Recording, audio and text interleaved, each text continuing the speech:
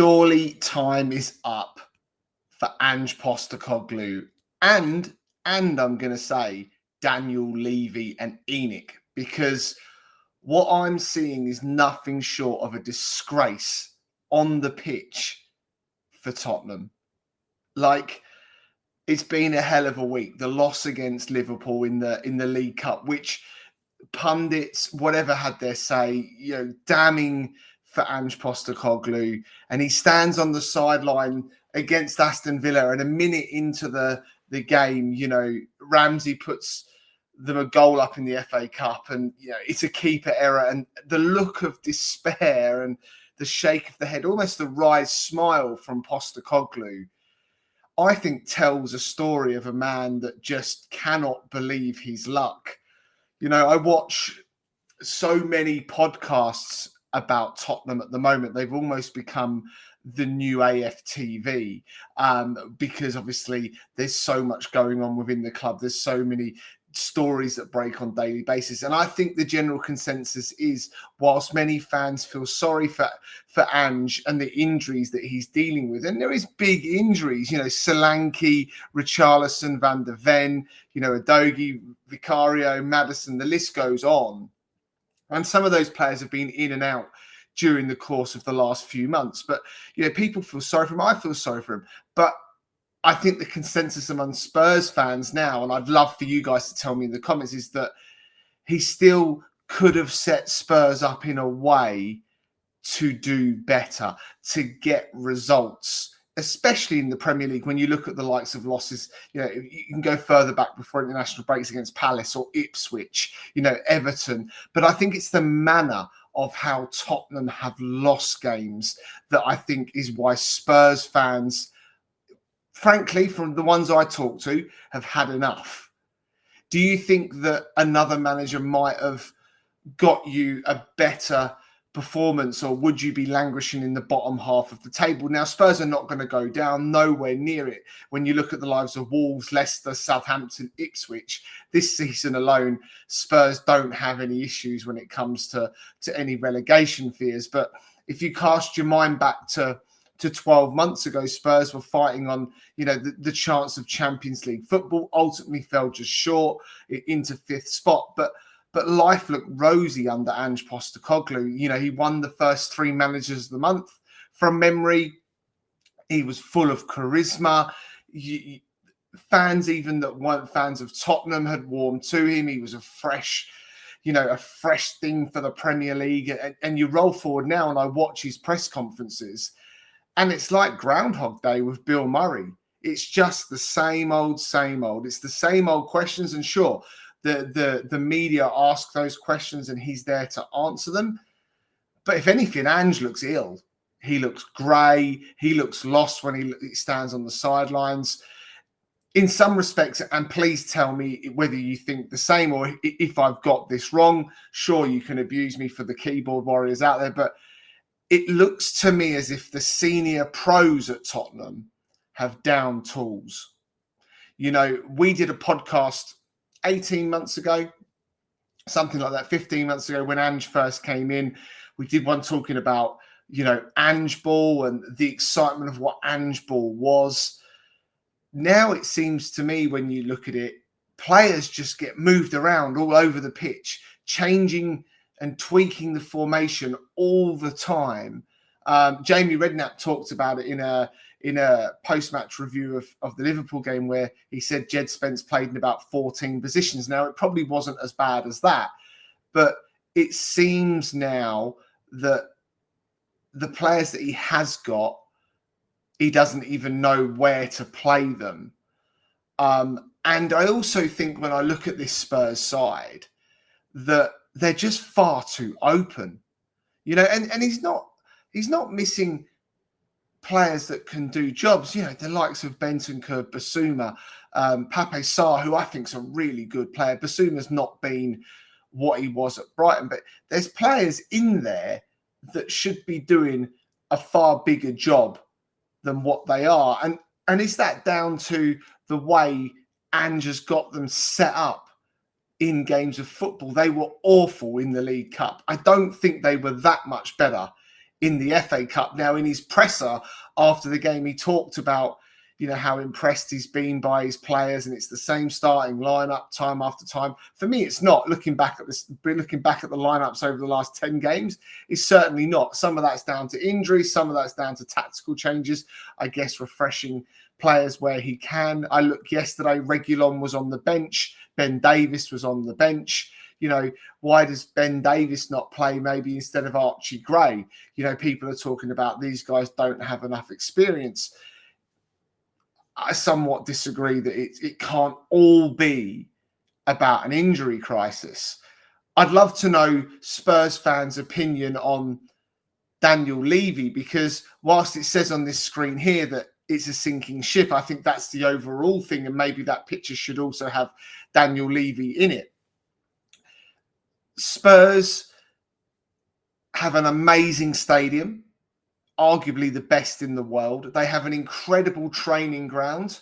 Not that they seem to be putting it to much use. They almost need to turn that into a hospital as it stands. But Daniel Levy deserves unbelievable praise for delivering A-grade facilities for what I think is a C-grade club. And that probably sounds a little harsh, but I think it's 17, 18 years since Spurs have won anything. That's far too long for a club of Spurs' size.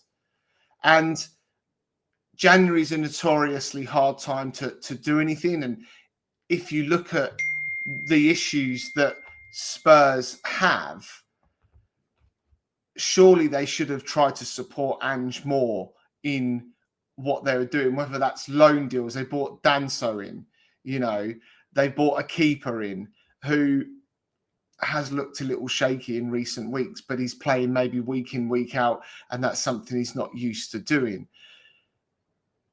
Is it time that Daniel Levy really takes some ownership for his part in where Tottenham are at? Should the consortium that own the club be looking to remove Daniel Levy from his position? You know, and with that, do you stick with Big Ange till the summer? I don't care what Tottenham fans say. You ain't winning the Europa League. So Tottenham are not winning a trophy this year. But you're not going down either, so you could focus on it. But do you say we stick with Ange till the end of the season? Because look at what's happening with Amorim at Manchester United, and that's still a mess. But at the end of this year, you remove Daniel Levy and you remove Big Ange. But those wheels have put in motion already, and you look at how the club's going to move forward, because it is far too long since Tottenham have won anything. You know, the harsh light of day now is that really Spurs should have backed Pochettino following the loss in the Champions League final to Liverpool. They didn't. They got rid of him. They brought in Mourinho. Levy sacked Mourinho on the eve of a League Cup final. I wonder if, you know, they'd kept Mourinho till then, whether or not Tottenham might just have won something, and what that could have done for the whole feeling around the club. You know, winning things breeds more winning mentality. It gets the monkey off their back. And Levy, I think, deserves a lot of criticism for doing that. I look back at the comments by Hugo Lloris about when Spurs players received watches on the eve of the Champions League final against Liverpool, and on the back of the watch was inscribed finalists, and that was apparently driven by Daniel Levy. That's a losing mentality, you know, by having finalists written on there. You know, that's what comes on those medals that for those players or that team that finishes in second place. I think Levy, as I said, has got so much right, but I think from a playing side of things, Tottenham have got a lot wrong. The wages are some of the lowest in the Premier League. They've got that much headroom. It's absolutely ridiculous. So there is an argument that is Big Ange doing everything that he can from an injuries point of view and a squad availability. But should he be putting more pressure on Daniel Levy and Tottenham and the board to further back him, given that they seem to have an almighty amount of money available to them? They'll have stadium loans, but that will be structured debt. it won't affect their PSR and FFP as much. I don't know. I think now when I look at Big Ange standing on those sidelines and I look at Daniel Levy sitting up in the stadium watching the games, I think, firstly, Big Ange, I would probably relieve him of his duties right now. I don't see Spurs winning anything else. He looks desperate. He's never really been in a position like this. You know, he won in Japan in the J-League with Yokohama from memory, I think it was. And he was very successful, obviously, up in Scotland. League's completely different to the Premier League. And I don't think he knows how to get out of this. I really don't. So, Tottenham fans, do you let him go? But most importantly, do you find a way, and that might be through protesting, that might be through banners, flying planes over stadiums. Do you find a way to change the ownership within this club that then takes Tottenham back to competing for major honours?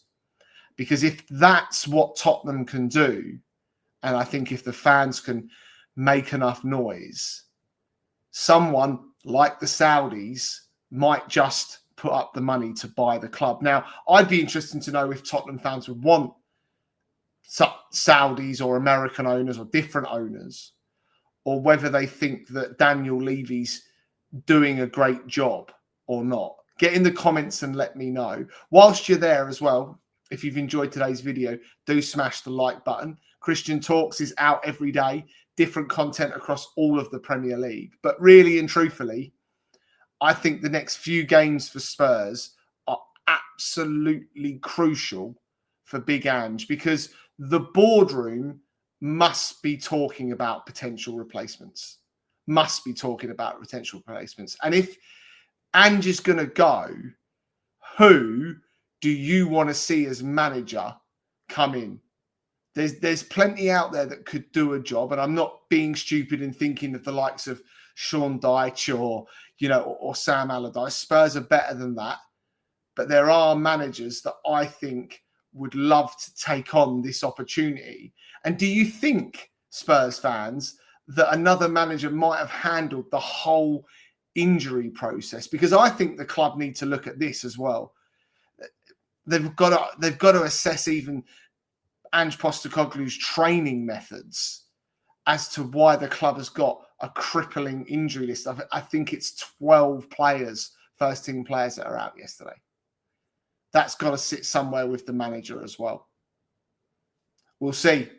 But it's not going to be easy for Spurs till the end of the season. So get down in the comments, guys. Tell me what you do. Do you want to see a change of ownership? Does Daniel Levy need to go? Have they got it wrong by keeping Big Ange for so long?